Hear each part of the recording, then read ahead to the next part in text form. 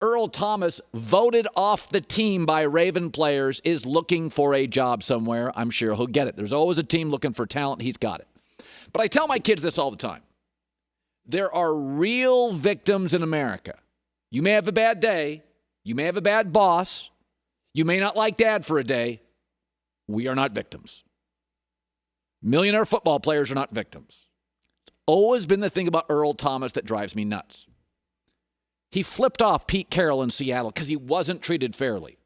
Let's revisit the Seattle years where Pete Carroll drafted him over Taylor Mays, the more hype safety out of USC, and people couldn't believe it. Then Pete built a defense around him for 9 years. And then Pete, halfway through it, pushed for a contract extension that made him the highest paid safety at the time in the NFL. He flipped him off out the door. Then he goes to Baltimore, where last year, in his first year after they beat Seattle, he called it the sweetest victory of all time. The following week, he no-showed. Didn't show up for the team playing home, no-showed on Monday and Tuesday meetings. This guy has been drafted by Pete Carroll, maybe the most player-friendly coach ever. Then goes to John Harbaugh. Should be noted, they wrestled him away from Andy Reid. So the three teams that he either has been on or almost been on are Pete Carroll, Andy Reid, and John Harbaugh. John Harbaugh also one of the most player-friendly coaches of all time. And both kicked him out. Both didn't want him in the end. He had a personal issue, wife, gun, orgy, blah, blah, blah. Don't want to go into it. He said it was nobody's business. But when you're a star in the NFL and paid what you're paid, organizations do worry about your chaos and stability at home. It's something, not everything, but it is sort of their business. Just like my bosses would like to know if, I was falling apart at home, like a little heads up.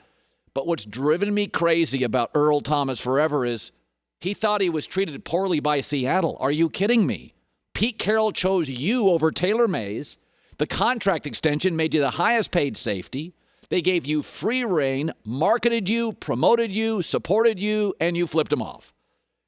And then Baltimore has done nothing but surround you in that secondary. They brought over Jalen Ramsey. They got more pass rushers.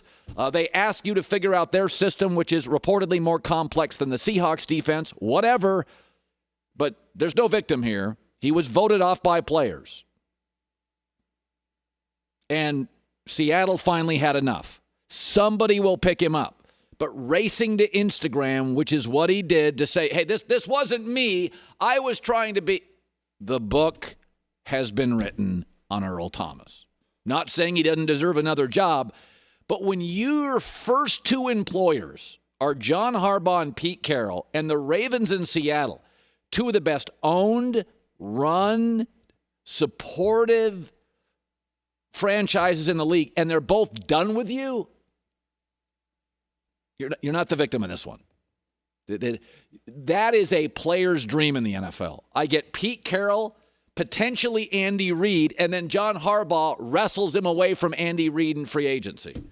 That's a player's dream. Pete Carroll and John Harbaugh are a player's, maybe Mike Tomlin would be the only other coach as a defensive player. You'd be like, I want to end up with Mike Tomlin. So the book's been written completely on Earl Thomas. He'll get picked up. There's always a desperate team, a lousy team, a team that thinks they're a championship team that isn't, that'll overpay. So Earl Thomas is just, listen, I said earlier, if you can't get along with Pete Carroll and John Harbaugh, those are player coaches. And there's about half the league is not. But they'll listen to you. They'll mold and market you. And I look at Earl Thomas and I'm like, bro, you're talented, but this is kind of an on-you thing. And by the way, I'm not saying players don't get jobbed by coaches. There are coaches that are rough. But I'm kind of, Earl, this is on you. That's how it feels to me. Yes. I mean, look, the players voted him off the island. When does that happen? And the players support his backup. He wasn't on time. He wasn't in shape. He wasn't mentally engaged. He's making a ton of money. He's living on a past reputation. And I do believe, and if you go back, you can check the tape, you saw some of this coming. His complaints about Seattle and his contract. He was paid every penny on his contract. 4-year deal, got every penny. And what did he do when he got hurt?